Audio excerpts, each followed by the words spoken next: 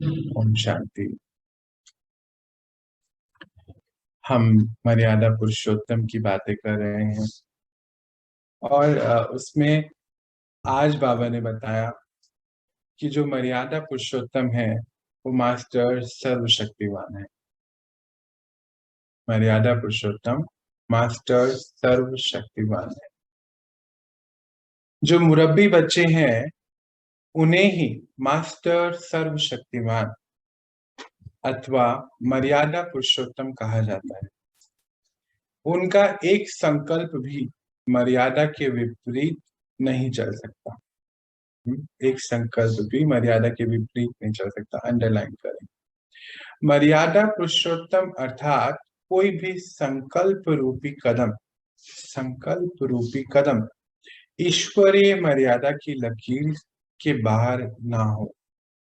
अमृत वेला से रात के सोने तक हर एक कदम मर्यादा अनुकूल स्मृति, वृत्ति और दृष्टि, 3 शब्द आ गए। बाबा अक्सर इस बारे में बात करते। स्मृति, वृत्ति, दृष्टि भी सदा ही मर्यादा प्रमाण हो। ऐसी आत्माओं को ही मर्यादा पुरुषोत्तम कहते हैं और ऐसे ही बच्चों को बाबा की सर्व शक्तियां विल में मिलती हैं। विल में मिलती हैं बाबा से। मुरब्बी बच्चा अर्थात बाबा के लाडले बच्चे। देखते हैं पूरे अर्थ को। आज की मर्यादा है सात्विक भोजन की। पिछले दिनों हमने 3 मर्यादाएं देखी। आज सात्विक भोजन की मर्यादा है, पर उससे पहले हम पूरी बात समझते हैं। बाबा ने बताया कि जो लाडले बच्चे हैं उनके पास सारी ही शक्तियां हैं। ये का अर्थ ये है, सर्वशक्तिवान है, यानी कि सारी ही शक्तियों के मालिक है। जैसे कि शक्तियों में अगर हम देखें, एक ही गुण के या एक शक्ति के ऊपर बात करें तो सहन शक्ति। सहन शक्ति जो है, बाबा कहते हैं ज्ञानी तो आत्मा जो है वो मुझे अति प्रिय है और ज्ञानी तो आत्मा सर्वशक्तिवान है, यानी कि खुद उनके पास इतनी शक्तियां हैं। जैसे अक्सर बाबा कहते कि आत्मा शक्ति और परमात्म शक्ति से विश्व परिवर्तन होता है। तो जो ज्ञानी तो आत्मा है वो सर्वशक्तिवान, बाबा के बच्चे लाए। और उसमें आज हम देखें अगर सहन शक्ति को, तो मानो किसी ने कुछ कहा और वो हमें लग गया, टच हो गया, फील हो गया। कल बात भी हो रही थी ना उसके बारे में। तो बाबा कहते हैं कि सहन शक्ति की कमी की वजह से जो है किसी की कोई बात फील होती, नहीं तो होती ही नहीं। अगर आत्मा खुद भरी हुई है, सहन शक्ति पूरी भरी हुई है, तो बात फील नहीं होती। या कई बारी दो चीजें हैं। कई बारी परीक्षा भी है, आत्माओं का हिसाब किताब भी है। और दूसरा परीक्षा ये भी है कि जिस चीज से भागते हैं वो चीज जरूर सामने आनी है। एक कंफर्म है बाबा की। मैंने खुद भी देखा है इस जीवन में कि जो चीज नहीं चाहते कि वो नहीं हो, वो होनी ही पक्का है। परीक्षा है ना, उसी में तो सहन शक्ति पता चलेगी, उसी में ज्ञान पता चलेगा, ज्ञान कितना है। अच्छा, बाबा आज बहुत एक बात पे हमारा ध्यान खिंचवा रहे हैं। जो 3 शब्द हैं, स्मृति, वृत्ति, दृष्टि, इस तीनों को भी अगर हम समझें, जैसे हम मर्यादा देख रहे थे कल की, कि बिल्कुल पवित्र हमारा जीवन, तो इसको भी बाबा ने बहुत सुंदर तरीके से आज हमें समझाया। कहते कि अगर स्मृति में कोई पुरानी बातें आ गई, तो यानी कि फिर से टचिंग हो गई स्मृति के लेवल पे, वृत्ति के लेवल पे मर्यादा खंडित हो गई। स्मृति में तो वो रहना चाहिए, बाबा रहने चाहिए, पर स्मृति में कोई पुरानी बात आ गई तो मतलब हमारी मर्यादा खंडित हो, मर्यादा टूट गई। किसके? स्मृति और वृत्ति के लेवल। बाबा आज एक बात का और भी हमें टारगेट दे रहे हैं। कहते बच्चे, ये मर्यादाओं का पूरा समय जितना ले रहे हो, इसमें एक बात को और परिवर्तन कर कि दृष्टि में भी अब मर्यादाओं में रहना। यानी कि पवित्रता, यानी जो हम बात करते हैं गुण, गुण ग्राहक की, 36 गुणों में से एक गुण, सहनशीलता एक गुण है, शक्ति भी है, कि किसी के भी अवगुण दिखाई ना दे। हाँ, हमारा रोल है, माता पिता का रोल है, किसी ऑर्गेनाइजेशन के लीडर हैं, किसी टीम के लीडर हैं, किसी फैमिली के लीडर हैं, तो जरूर एक बारी बताना, 2 बारी बताना, 100 बारी बताना, पर अवगुणों की तरफ हमारे ध्यान अच्छा। अगर अवगुणों को ही देखते रहे तो फिर हमारे जो स्मृति वृत्ति की बात अभी हमने करी, ये दृष्टि दोष हो जाएगा। और इसको बाबा कहते हैं कि दृष्टि की मर्यादा है, आपने फिर लकीर से क्रॉस कर दिया। क्योंकि लाइन देखो कितनी सुंदर है कि मर्यादाओं जो में रहते हैं, जो ईश्वरीय कदम पे चलते हैं, वो सुबह अमृत वेले से लेके रात सोने तक मर्यादाओं से बाहर नहीं जा सकते। उस लकीर से, उस लकीर के अंदर ही सारे कदम। तो बाबा कहते हैं कि यहाँ पे भावनाएं तो बहुत अच्छी हैं, कि रहम दिल रहना है, रहम की दृष्टि रखनी है, प्रेम बाबा से और विश्व की हर आत्मा से प्रेम रखना है, ये तो है ही, ये तो करना ही है। पर उसमें भी ज्ञान के ऊपर हमारा ध्यान बाबा खिंचवा रहे हैं आज। कहते हैं ज्ञान युक्त बुद्धि जो हो, वो हर कार्य को बहुत अच्छे तरीके से करे। जैसे भावनाओं की भी अगर हम बात करें, आज गुण और भावनाओं के ऊपर बात हो रही है, तो कहते हैं जैसे मानो किसी को सेवा है और ड्यूटी है, दोनों में अंतर है। अब बताते, कहते मानो जैसे मानो किसी की खाना बनाने की सेवा है, या मान लीजिए सफाई की सेवा है। अब ये पता कैसे चलेगा कि वो भावना सेवा की है कि ड्यूटी की है? भावना से ही पता चल रहा है। कार्य कैसे कर रहे हैं उसी से ही पता चलता है, भाव भावना से, कि सेवा के भाव से किया या ड्यूटी। क्योंकि अगर ड्यूटी के भाव से किया तो बस कार्य खत्म हो जाएगा, काम खत्म करना जिसको कहते हैं, उसमें एक्यूरेसी और परफेक्शन नहीं हो। और सेवा अर्थ कि हम परमात्मा शिव की सेवा कर रहे हैं, तो वो कार्य कितना सुंदर हो जाता है ना। भगवान को तो हर चीज हम बेस्ट अर्पित करते हैं, कुछ भी खराब चीज अर्पित नहीं करते, हर चीज बेस्ट होती। तो सेवा मतलब हमारा हर कर्म, भावना अगर सेवा अर्थ है तो हर कर्म एक्यूरेट और मर्यादाओं में होगा, परफेक्शन में होगा। बाबा आज हमें बहुत अंडरलाइन करा रहे हैं कि बच्चे भाव भावनाओं को चले, और उसमें फिर ज्ञान, क्योंकि ज्ञानी तो आत्मा, शुरुआत है ज्ञानी तो आत्मा की। तो वही बाबा को कहते हैं, ज्ञानी तो आत्मा, बाबा को प्यारी तो आत्मा। वही बच्चे बाबा को प्यारे हैं, सर्वशक्तिमान हैं, क्योंकि वो बाबा को, बाबा का दिया गया ज्ञान को स्मृति, स्मृति वृत्ति दृष्टि उनकी ज्ञान है। तो उसके लिए बाबा एक बहुत सुंदर बात कहते हैं, जैसे मानो किसी भी अगर हम कंट्री में जाएं, सबके अपने कायदे कानून, अगर वो पता होते हैं तो फिर इजी होती है लाइफ। तो हम सभी मर्यादाओं में रहने वाले, क्योंकि जो आगे आने वाला युग है सारा कायदे पे चलने वाला है, डिसिप्लिन, हर चीज डिसिप्लिन। कहते बच्चे अगर आप ये समझ जाते हैं कि ज्ञान आ जाता है तो आपके कर्म बहुत एक्यूरेट हो। एक बार मैं भी एक बात शेयर करना चाहता हूँ, बहुत कुछ समय पहले की बात है। और मैं कहीं से आ रहा था, तो नॉर्मली जैसे कि हम बस ट्रेन में किसी में भी जाएं तो कुछ बच्चे मांगने आते हैं या कुछ लोग मांगने आते कि हमारे पास पैसे नहीं है या फीस देने के लिए पैसे नहीं। तो मात्र 100 रुपये मांगे बच्चे ने कि मुझे फीस के लिए जमा करने हैं पैसे स्कूल के। तो मेरे पास कुछ सेब थे, कहीं से लौट जाता मैं, और पैसे भी थे कुछ। मैं देने लगा, उसने, बच्चे ने मांगा, तो बाबा ने मुझे एक अंदर से जैसे मैसेज है ना, बाबा से कनेक्टेड है तो मैसेज उनके आते हैं, बच्चे आप पैसे नहीं दीजिए। रुक गया, मैं देती कि आप कुछ खाने को दे दीजिए, गरीब है तो खाने को दे दीजिए। तो मेरे पास सेब था और कुछ चीजें और थी, तो मैंने दे दी। कुछ देर बाद देखता हूँ एक बच्चा और आ जाता है, ऐसे बिल्कुल सेम। तो समझ में आ गया बाबा ने क्यों नहीं। पता चला कि शायद ये इनका कारोबार है, क्योंकि जस्ट उसके 15 मिनट बाद दूसरा बच्चा आ रहा है। तो फिर बाबा की समझानी बहुत अच्छी आई कि बच्चे, अगर रुपया आप देते तो आप बच्चे कुछ जो गलत भावनाओं से उसको इस्तेमाल कर सकते,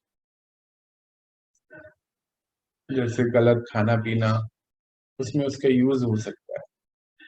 आपने तो उसको बहुत श्रेष्ठ भावना से दिया, रहम दिल से, प्रेम से दिया, हर आत्मा के प्रति प्रेम से दिया, परंतु फिर उसका एंड रिजल्ट क्या है, ये भी आपको त्रिकालदर्शी बन के उसी समय देख लें। और वो समझानी बाबा की, तब तो खैर रुपए पैसे की वृत्ति थी भी, अभी तो रुपए पैसे से दूर कर दिया बाबा ने। अभी भी वृत्ति में कभी कभी चीजें आती हैं, उसके ऊपर भी काम चल रहा है, क्योंकि पैसे से वृत्ति पूरी हटानी है। सतयुग में नहीं है ना ये सब चीजें। बाबा उसके ऊपर बहुत हम बच्चों के अटेंशन की चाहते, रुपए पैसे की वृत्ति नहीं रखनी है। तो बाबा कहते क्या, इसका की कर्म का ज्ञान होना बहुत जरूरी है, और दूरदृष्टि। देखो आज हमारे कितने गुणों की बात बाबा एक छोटे से संदेश में उन्होंने कर दी। और अभी हमने सात्विक भोजन की बात अभी शुरू नहीं करी, उसको भी हम अभी करेंगे शुरू। कहते कि क्या भावना से आपने दिया, पर उस भावना से लिया कि नहीं लिया सामने वाले ने, ये भी चेकिंग आप बच्चों को करनी है, क्योंकि इसी से ही कर्म, कई बार कर्म फिर बहुत खराब बन जाते हैं। ऐसा होता है, हम देखते हैं कि कुछ जो बड़े होते हैं वो उसको मिसयूज कर लेते हैं, उस बात का, उस चीज का। तो बाबा कहते हैं कि जो ज्ञानी तो आत्मा है, उसकी परखने की शक्ति बहुत अच्छी है। वो परख जाएगी तुरंत कि हाँ मुझे क्या करना चाहिए। और बाबा को ऐसे ही बच्चे अति प्रिय हैं। बाबा ने शब्द यूज किया, मुरब्बी बच्चे, लाडले हैं। लाडले हैं तो गिफ्ट में, विल में सारी शक्तियां उनके पास है, तो उनको यूज कर पहले से है। अब बात करते हैं सात्विक भोजन की। इसको भी हम चार उसमें डिवाइड कर, भाग में, कि सात्विक अन्न जो है सात्विक धन से आए, धन से अन्न, अन्न से मन, और मन से फिर ये शरीर बनता। मन का प्रभाव शरीर पे पड़ता। अब शुरू में हर बाबा का बच्चा धीरे धीरे, कोई तो एक ही दिन में, कोई 6 महीने में, साल में, ये मान जाता है कि मैं ट्रस्टी हूँ, ज्ञान बाबा पूरा पक्का कराते। रोज ही है ना बाबा, देखो कुछ कुछ बाबा वाणियों में, ज्ञान में, जैसे आज के एक छोटे से पॉइंट में कितने सारे पॉइंट्स हैं कि हम ट्रस्टी कैसे बने। बाबा जो धन हमारे यहाँ आ रहा है कि वो बाबा की भंडारी का धन है, तो बाबा की भंडारी का बोलने से कैसे होगा वो, हम कैसे मानेंगे कि बाबा की भंडारी से। बाबा कहते हैं कि बच्चे, ये बाबा की भंडारी तब बनती जब बाबा की भंडारी के लिए आप ट्रस्टी बन जाए। अब किसी किसी फैमिली में एक ही दिन में हो सकता है, किसी में कुछ महीने लग सकते हैं, ये तो हमें डिपेंड करता है हम किस लेवल पे बात कर रहे हैं। तो उसके लिए जैसे बात हो रही थी अभी 100 रुपये, बस कोई तो कोई 25 रुपये मांगने आया है दूसरे वाला, कि हम कहाँ दे रहे हैं धन, किसको दे रहे हैं। तो क्या हम बाबा की भंडारी में धन देते कुछ, भले 5 रुपए, 1 रुपए, तो फिर वो बाबा का हो गया, तो फिर जो हमारे धन आ रहा है वो बाबा की भंडारी से ये बाबा की भंडारी बन जाती, मतलब हर घर बाबा की भंडारी बन सकती, अगर हम अपने आप को बाबा के इस मार्ग पे ट्रस्टी बना। तो फिर बाबा की भंडारी से जो धन आएगा, उसका जो अन्न आएगा, वो कैसा होगा ना, अपने आप सात्विक। इसके बारे में हम बाद में चर्चा करें। पर हमारा आज का जो ध्यान है पूरा, आज की जो बात है बाबा की कि मर्यादा, कि हमारी वृत्ति जो है रुपए पैसे से हट अब बाबा तक, बाबा के पास पहुंचे। जब पूरी हट जाएगी तो फिर बाबा कहते बच्चे आपकी जिम्मेदारी मेरी। एकदम से तो नहीं हट, धीरे धीरे धीरे हमें आज कदम उठाएंगे तो 10 दिन, 10 महीने, कुछ एक साल जरूर हो जाएगा। नहीं तो हर वक्त वृत्ति में अगर धन धन धन धन धन चलता रहेगा तो फिर डर, इनसिक्योरिटीज, चिंताएं, और फिर धन की बातें नजर आती। हर वक्त धन ही चलेगा तो फिर उसका रेट क्या है, किसके ऊपर कितना, किसने कितना दिया, किसको कितना देना, इसमें हम बहुत अटक गए। अभी ये दुनिया में तो यही सब चलता है, इसी में अटके रह जाते। फिर उसको हम लोग अपने मान सम्मान से भी जोड़ते हैं ना, हम सभी को पता है।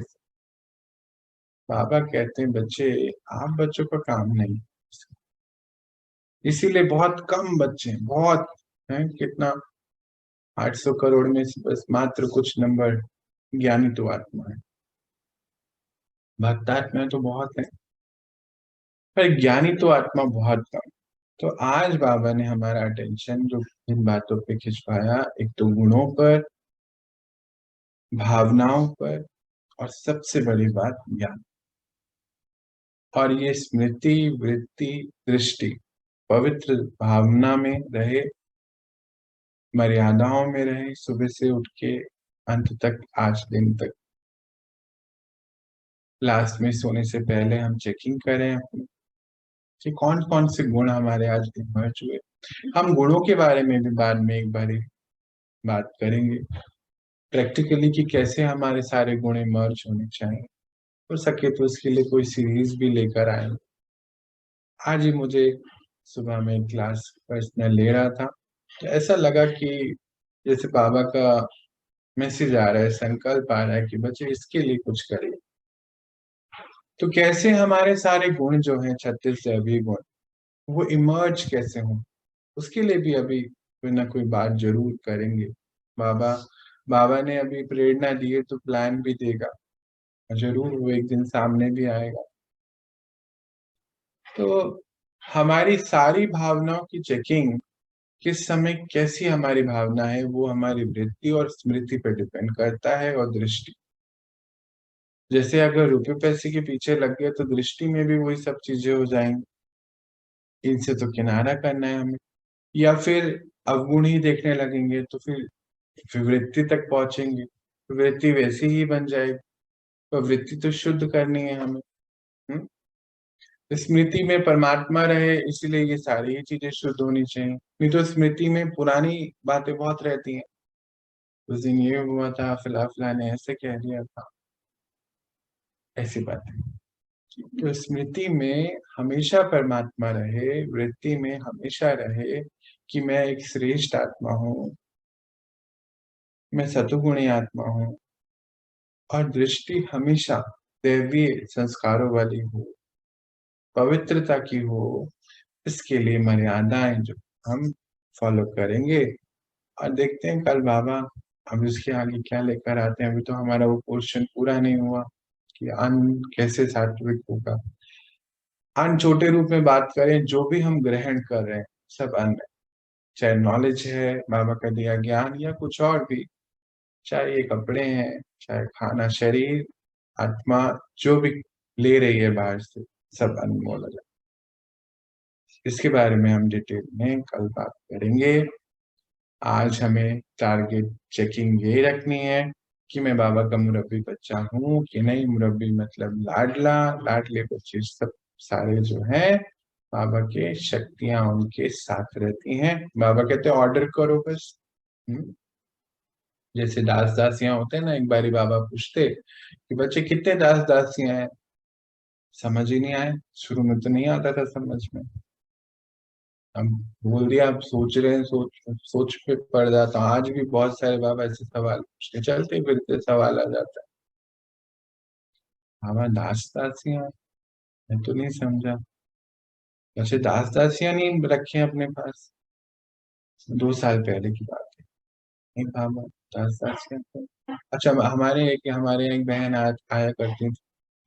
अब स्थूल रूप में समझा ना कि सफाई के लिए, मुझे शायद लगा उनके बारे में बात हो। मैं कहा, बाबा को तो पता ही होगा, बाबा को पूछते हैं ऐसा। तो पता चला अगले दिन, जब बहुत पूछा बाबा इसका मतलब क्लियर करिए, तो पता चला कि जितनी भी शक्तियां हैं हमारे, वो हमारे दास दासी हैं। जितने भी गुण हैं वो दास दासी हैं। कहते कितने नहीं इकट्ठे करें, मतलब कि जितनी ज्यादा शक्तियों में हम अभी रहेंगे, जैसे कि डिटैचमेंट की पावर है, पेशेंस की पावर है, सहन शक्ति की बाबा ने आज हमें बाबा ने बात करी, डायरेक्शन दिया, और अनेक प्रकार की शक्तियां, निर्णय लेने की शक्ति, उस निर्णय पे चलने की शक्ति, सामना करने की शक्ति कितनी है, कॉपरेट करने की शक्ति, शुभ भावनाओं की शक्ति, अपने ऊपर राज करने की शक्ति, ब्लेसिंग्स की शक्ति, कितनी सारी शक्तियां, अप्रोक्सीमेटली 55 पावर्स। फिर जितने आत्मा के जो ओरिजिनल संस्कार है, वो भी तो शक्तियां हैं, शांति की शक्ति, पवित्रता की, ज्ञान की, आनंद की, सुख की, तो सारी शक्तियां। तो बाबा कहते कितने हैं, मतलब कि जिस समय जो ड्रामा का सीन चल रहा हो, क्योंकि ज्ञान ही तो आते हैं, उस सीन में हम कितने अंदर से शांत है, इन शक्तियों को यूज करके ही शांत रह सकते, या फिर कितने अशांत है, मतलब एक भी दास दासी इकट्ठा नहीं। तब से प्रिपरेशन धीरे धीरे धीरे धीरे, बाबा का तो ये तरीका है पढ़ाने का कि बच्चे सतयुग में जाना है, कितने दास दासी इकट्ठे करें। तो समझ ही नहीं आया, मैं सोच रहा था कि स्थूल रूप में कितने लोग काम कर रहे हैं या क्या। नहीं, इस समय वैसे थी नहीं ना वृत्ति चेंज। बाबा कहते कि बच्चे आप ऑर्डर करें और वो जी हजूर करके शक्तियां कारोबार में लगी हों, मतलब दास दासियां इकट्ठे हो रही हैं। बाबा तो कहते हैं प्रकृति भी जो है आप बच्चों के सामने डांस करें, मतलब प्रकृति के जो पेपर हैं वो भी हम हंसते खेलते ऐसे पार कर जाए, उसका भी प्रभाव हमारी वृत्ति पे ना हो। प्रभाव आ जाता है ना कई बार कि जैसे मानो कोई बीमार है तो प्रभाव उसका बहुत आ गया बीमारी का अपने, नहीं, प्रभाव नहीं आना चाहिए।